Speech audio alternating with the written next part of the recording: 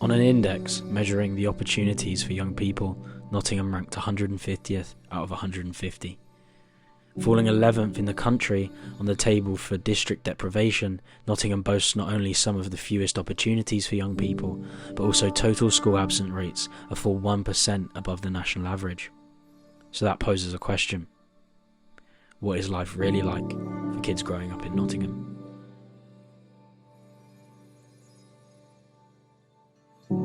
This is going to be a long day. Let's go find some people. Do it together, all together, innit? What's it been like growing up in Nottingham? Quite funny, to be honest. Just funny and that, innit? Just chilling out the States and that. Would you say the city's gotten worse or better as you're getting older? Worse. Yeah, worse than that, innit? Yeah. Would you rather live somewhere else? Yeah. Yeah, to be honest, yeah. Yeah, like Dubai or something like Yeah, that. trust me, come on, bro. What's school been like? School fucking hell, I've not been to shit. school since fucking, 2013? And is there anything you want to change about Nottingham? Quite a lot. Yeah, trust me. It's a shithole. See more, see block. Cheers, guys. See you later, guys. Have a good day. Do you feel safe in Notts? During the day, yeah. Towards the night and like around Market Square, Sneinton, not as much. Not as much. Are you from that near Sneinton then, that kind of area? No, but I skate there quite often, and as it gets dark, you get some like quite drunk people come around.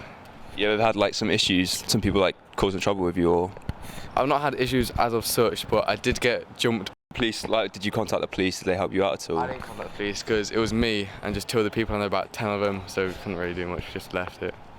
Base 51, Nottingham's leading youth service, providing everything from hidden harm workshops, hot meals, music facilities, and various other interventionary services, provided us with some insight into what the local authorities are doing to help young people, as well as touching upon some of the outcomes of low employment and education opportunities. About the city council, do you think over the next few years, as you said, like issues surrounding the cost of living crisis are largely going to get worse before they get better? Are the council like helping pick up the tab with that? Are they helping you guys maybe expand your services a little bit to help this increased demand? No, no, they're not, and that because they don't have the money, they don't have the budget for early intervention. Their budgets are so tight, and I mean, I'm not speaking on behalf of the City Council, but obviously, it's public knowledge that their budgets are so tight that that's focused on statutory services. So there is no money in the pot. It's not the same landscape as it was 2 years ago, 10 years ago in terms of applying for grants. I had a couple of meetings with one of our trustees and they were really quite clear that they weren't in a position to offer us any financial support, but suggested that we might speak to other agencies such as the Violence Reduction Unit and the Police and Crime Commissioner, which we'd already got a relationship with. I think there's been a joined up approach with the Violence Reduction Unit and the PCC to look at what the needs of the city's young people are. What do you think in terms of like local services for young people are like the most effective in making sure they stay safe and stay out of like dangerous lifestyles? To provide not just early intervention but diversionary activities. So if offering something that's attractive to those young people who would ordinarily prefer to be outside, hanging about on the streets, and giving them a platform to express themselves about, to talk about their lives. There are lots of community organisations that are well embedded in some of the really deprived communities. I think we can't ignore that. Those communities have continued to be deprived for decades. I think in terms of the cycle of issues that those communities are facing and the young people in those areas are facing, I think they're fairly consistent, aren't they? It's just there's a focus from government on particular themes at times. So, the last few years it's all been around youth violence, and maybe the years before that it was around youth like homelessness. Stuff like that. And they tend to sort of funnel all their funding through those streams. But of course, they're all always there. It's just they're not always as prevalent and as high profile. Do you feel that is sort of like addressing the symptoms rather than attacking the causes of why these things are happening? Yeah, I do sometimes, because you know you've got the deprivation and the poverty in some of those areas, and you know they're not fueling the funding in and the activity to those areas, so the kids come out of those areas and then they get involved in criminal activities because they want the latest new trainers, or some young people might need to put food on their own families' tables. You know, I had a conversation with a young person who said they got to 14 and mum and dad said, you know, you've got to go and buy your own stuff now. So how are they going to get the money? They're a 14-year-old. So they're going to turn to criminal activity. What could be done in Nottingham to try and keep more young people here? But more opportunities, job opportunities. Because that was the Youth Opportunities Index that put us 150 out of 150th. It was based on education and employment, and I think quite a lot of students do take the part-time jobs that will get people, you know, starting that journey. Despite trying, local authorities have fallen significantly short of addressing the problems facing young people. To no fault of the amazing people working hard, delivery of services crucial to the children growing up in Nottingham are underfunded and aren't being prioritised. Like many other towns across the country, Nottingham is also facing a rise in violent crime, particularly in relation to knife crime. We spoke to Alison Cope, a nationally recognised knife crime campaigner and recipient of a Pride of Birmingham award, about how to protect young people from violence in cities like Nottingham.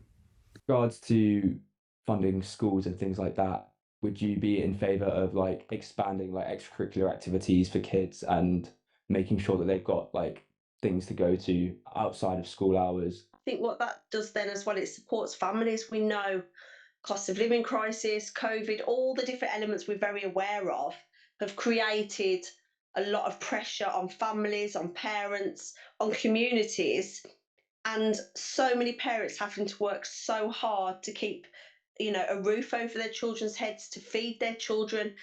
Wouldn't it be nice if we supported families so their children were kept safe? I think there's a lot of like papering over cracks. The thing with knife crime is it's such a complicated matter.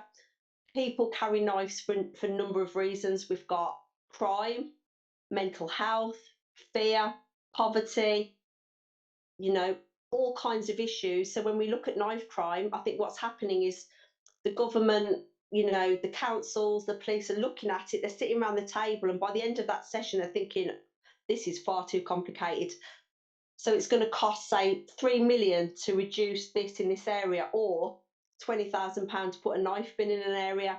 In an ideal world, given that, like, you know, you've got all the money you can, you know, you've got all the resources, what would you like to see the first thing done in order to make this issue better?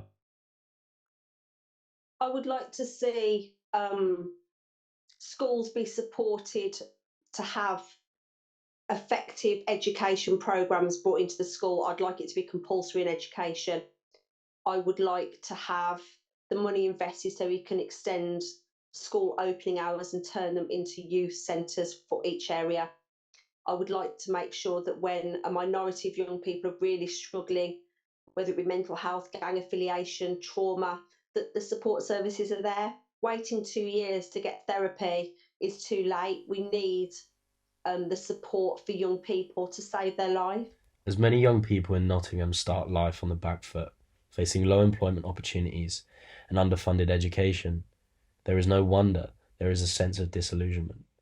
As the city's authorities prioritise addressing the symptoms of such deprivation, the causes go overlooked.